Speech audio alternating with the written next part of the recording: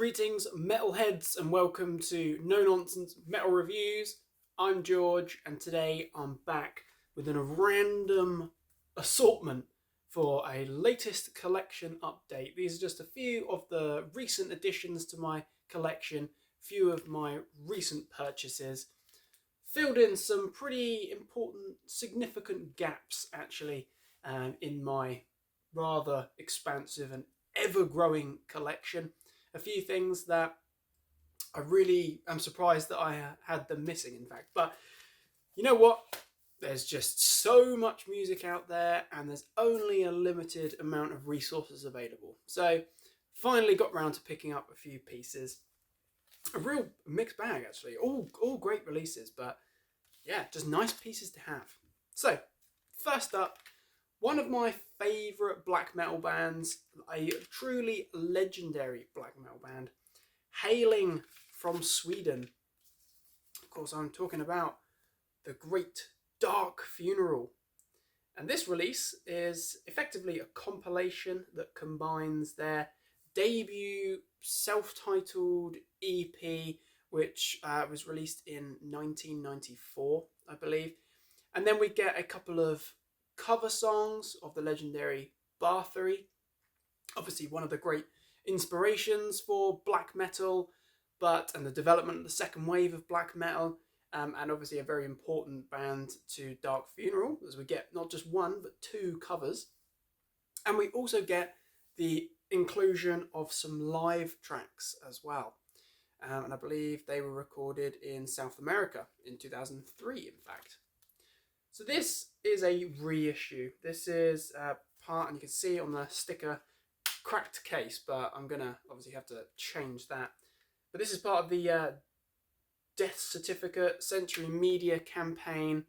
So it's the mini CD in the sign, in a limited black disc form. I'll just show that off because this is pretty cool. So that's obviously the sticker. And then on the underside, we've got a nice black disc. Very cool indeed. Very nice little article to have. And it's in excellent condition. To be honest, there's a little bit of dust on there, but no damage. It's just a case that's a bit cracked.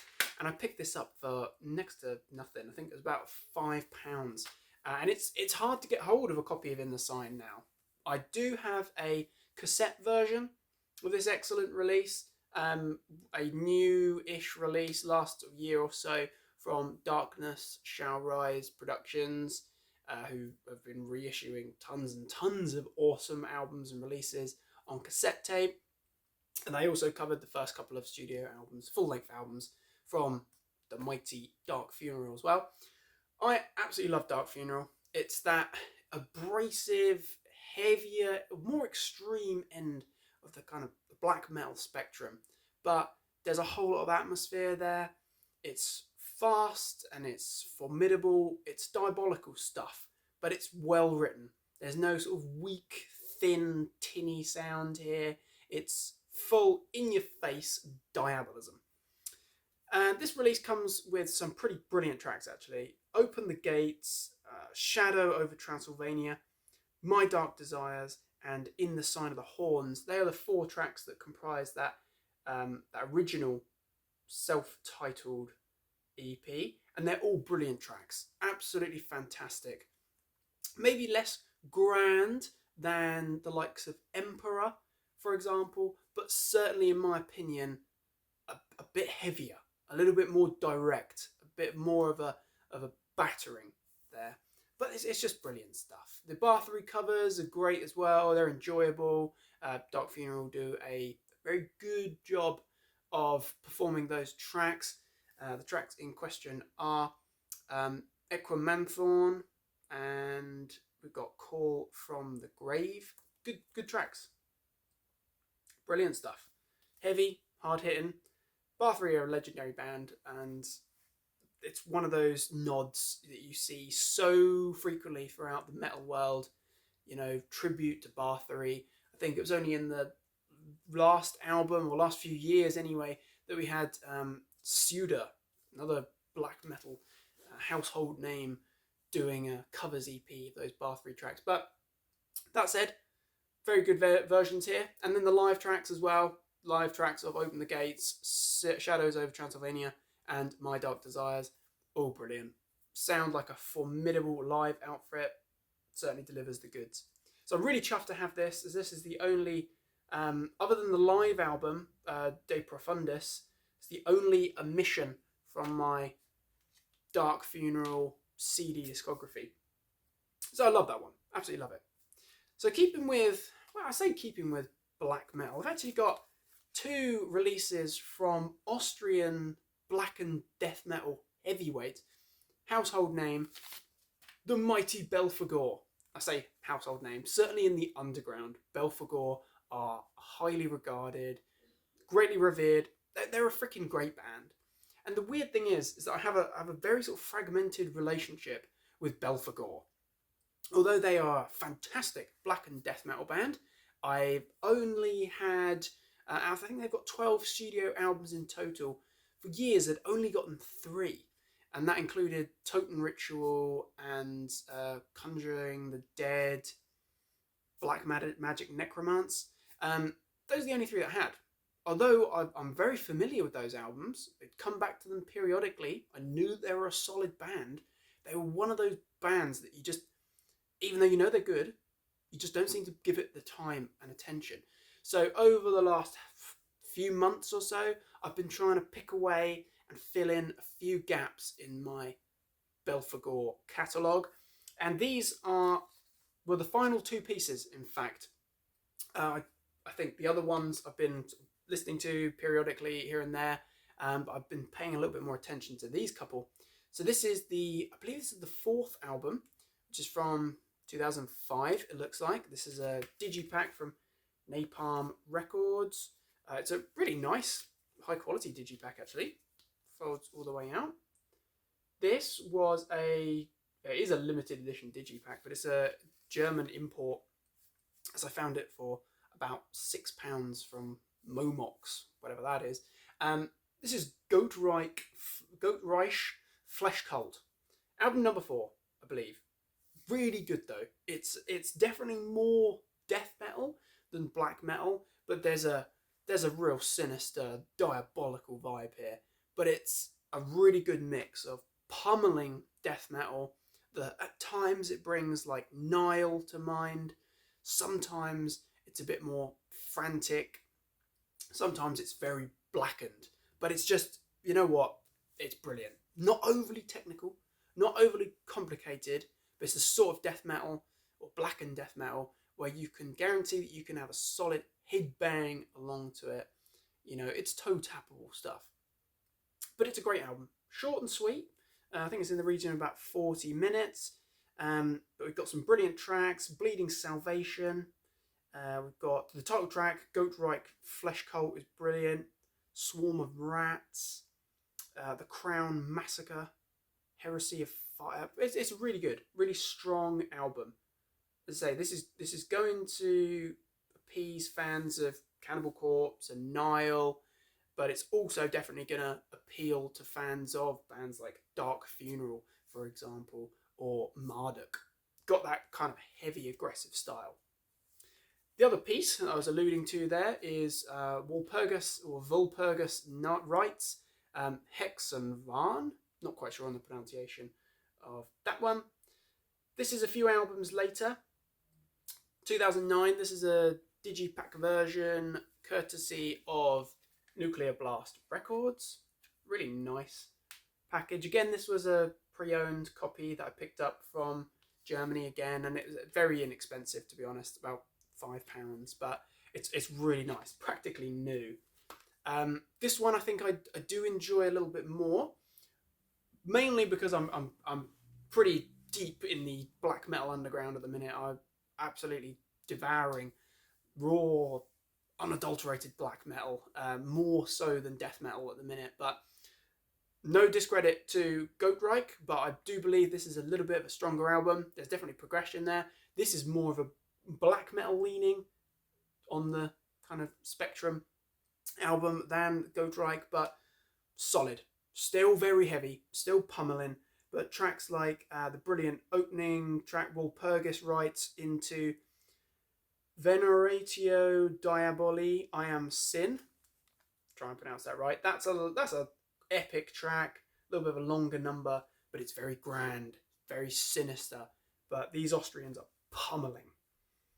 Hail the New Flesh, The Crosses Made of Bone, Destroyer Hecate, Enthralled Toxic Sabbat, absolutely brilliant.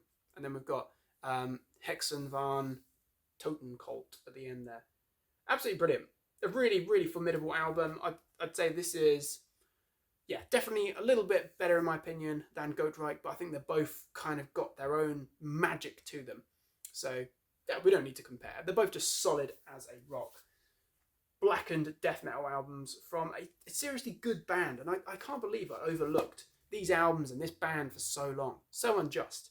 But hey, I've been correcting that, and as I say, completed the discography now, all the albums on CD, and I will continue to spin those ones for a while. So definitely check out these albums in particular if you've not heard them, or if you're not that familiar with the mighty Belphegor from Austria. So, up next, another gap that I didn't even realise was a gap in my discography from Dutch death metalers, a legendary band. Truly, they are legends. The mighty Sinister, who are such a freaking epic band. They're really reliable, really consistent death metalers. And this album came out in 2001, was it, I believe? I believe it was about 2001, actually. This is entitled Creative Killings. And yeah, I believe it was recorded in 2001, so I think it was released in the same year. Creative Killings, a strange album. Album number 5. No idea why it was a gap in my discography. Might not be able to see as it's down here, but I've got all of the other Sinister albums on CD. I don't actually have the live album. That's something else I realised recently that I need to try and pick up a copy of, as I've heard nothing but good things about that live recording. But Creative Killings, I couldn't believe that I was unaware of this, and I stumbled on it entirely by chance, and I thought, oh, is that a compilation? Maybe it's an EP? No, it's full-length album number 5. It's a fully fledged studio album. What I did discover upon reading is that it's not held in that high regard. It's actually cited as being a little bit of a letdown when you had some genuinely brilliant albums preceding it, such as Aggressive Measures, so on and so forth, going back. I think Bastard Saints had come out by this point as well, but I personally feel that this is a good album. No, I wouldn't say that it's as good as some of the earlier albums, Cross the Sticks, la la la. Nor would I say it's as good as Afterburner, which is fantastic. And also some of those more recent albums, although it's been a few years since we've had a Sinister full-length studio album. That said, I think this is a solid album.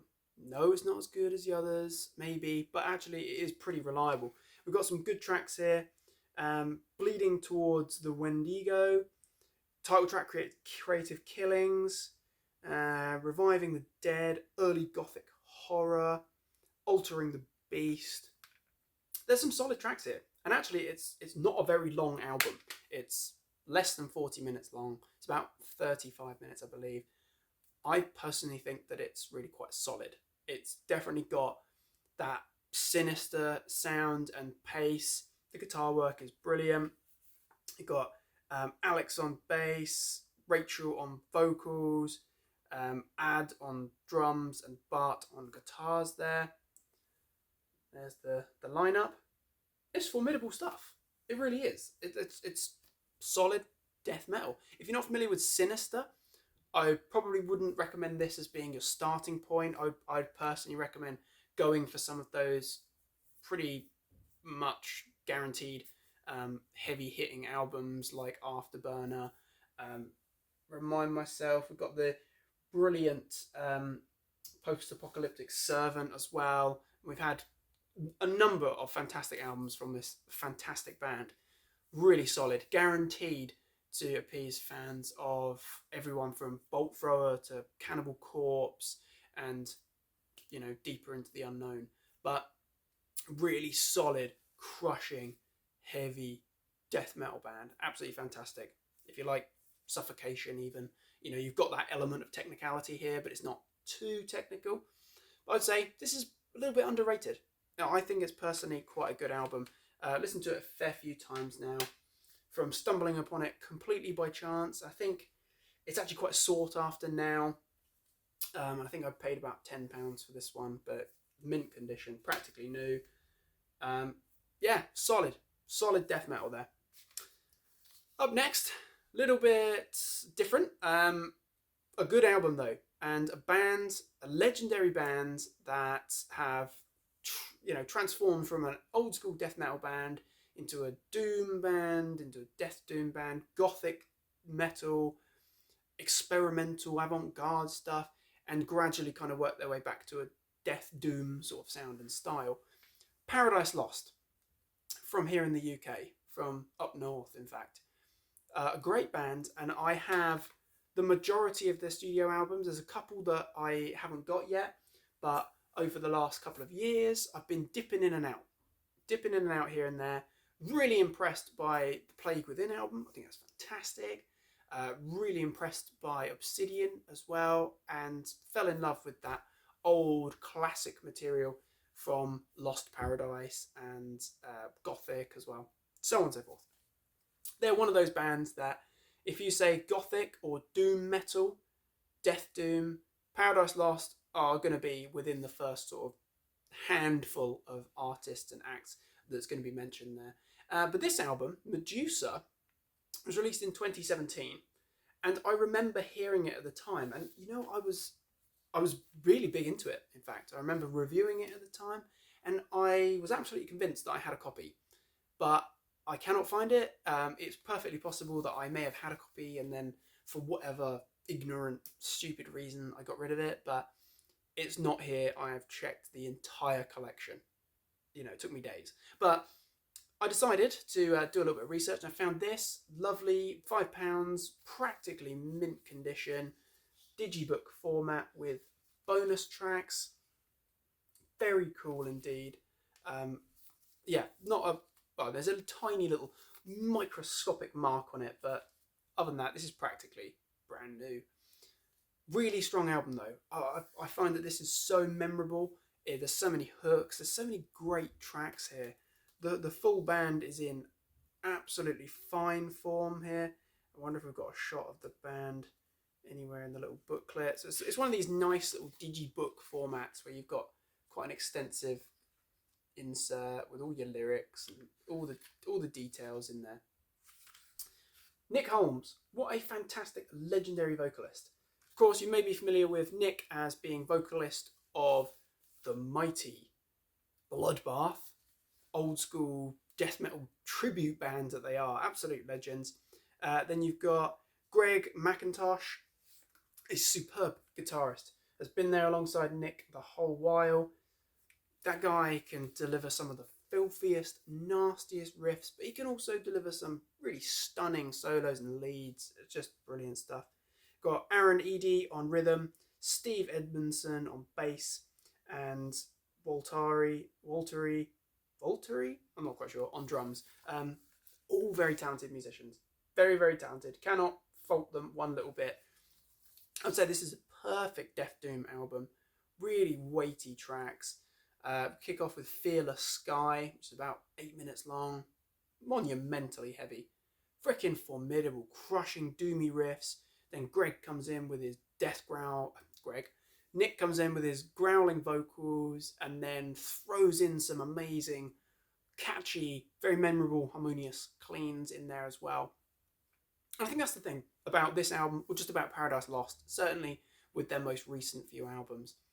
So memorable, so many hooks, so catchy. Gods of Ancients is great, but I think the real highlights for me personally, From the Gallows, The Longest Winter, and No Passage for the Dead. Absolutely brilliant. Crushing stuff. I'd say that this has rapidly become one of my favourite Paradise Lost albums that I've heard in a little while. Still hold The Plague Within in very high regard, but this album is just as good as its predecessor. Solid as a rock. Paradise Lost, Death Doom, excellent. Up next, a live album from Montreal in 2002. This is Canadian tech death metalers Cryptopsy with their legendary live album. This album I'd never heard before. I stumbled upon it while buying one of these other articles, and I think it was a case of combined postage, so thought I'd have a look and pick this ditty up for about £4, I think. Again, this CD format is quite sought after. It's quite hard to come by. This is just a Century Media SPV copy, so nothing majorly special, but it's a really good album. I will say it's absolutely pummeling. I've heard so many great things about it. It's almost like held in really high regard as being something of a legendary live album, legendary death metal live album. And let's face it, there's not that many great death metal live albums. There are some, of course. You know, we've had some killers, absolute crackers from the likes of Cannibal Corpse, for example. You know, had a fantastic live album from Suffocation, live in North America as well. But what we don't get is an abundance of great death metal live albums. Certainly, this sort of technical death metal is very intensive. I have actually seen Cryptopsy, thinking about it. I saw them at a place called the Owl Sanctuary, which is basically a pub in Norwich, UK, and it was effectively just in the basement. It was one of the weirdest gig setups I've ever been to, seeing Cryptopsy and Psychroptic from Australia absolutely laying waste to a sweaty pub basement. That was a sight to behold, I have to say. Freaking unbelievable stuff. Heavy as hell. But this one, a brilliant live album. Really, really good. You've got a very talented bunch of musicians here. You've got Flo Mornia on drums, a legend, absolute machine. That guy is one of the best drummers around, period. Does a great job here. Then you've got John on lead and rhythm guitars, Alex on rhythm, lead guitar and vocals, Eric on bass, and Martin on vocals. They all do a very good job. And what you get here is basically a live greatest hits. You get some true fan favourites: Crown of Horns, White Worms, We Bleed, Shroud, which is a particular highlight I think here, Graves of the Fathers. You do get a rather long but rather spectacular drum solo. And then you've got Defenestration, whatever. Great classic, and Slit Your Guts. Probably their most well-known song. A really solid live album. I have to say, I've listened to this a number of times now, and it's a audio treat. It really is. I think for a tech death metal band, there's enough sort of headbang-worthy, palatable stuff here. There's enough riffs that you can groove along to. It's not too difficult to really enjoy it. But if you're not familiar with Cryptopsy, this is a good starting point, definitely. Solid, frickin' heavy metal. So it brings us to our last article, and this one I was really excited to stumble upon.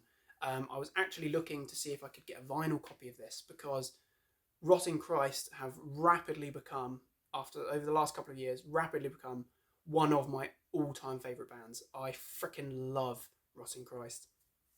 And you may have seen the album ranking episode that I did a little while ago, where I actually tackled the ranking of the catalogue of Rotting Christ, and Theogonia actually came in at number 2, I believe, off the top of my head.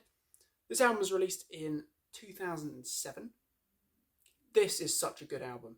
This is where Rotting Christ really started to come into being something totally unique. Not to say they weren't beforehand, but I think this album is the first of their current and ongoing sound and style.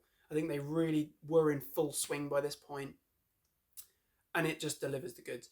This album has been reissued recently.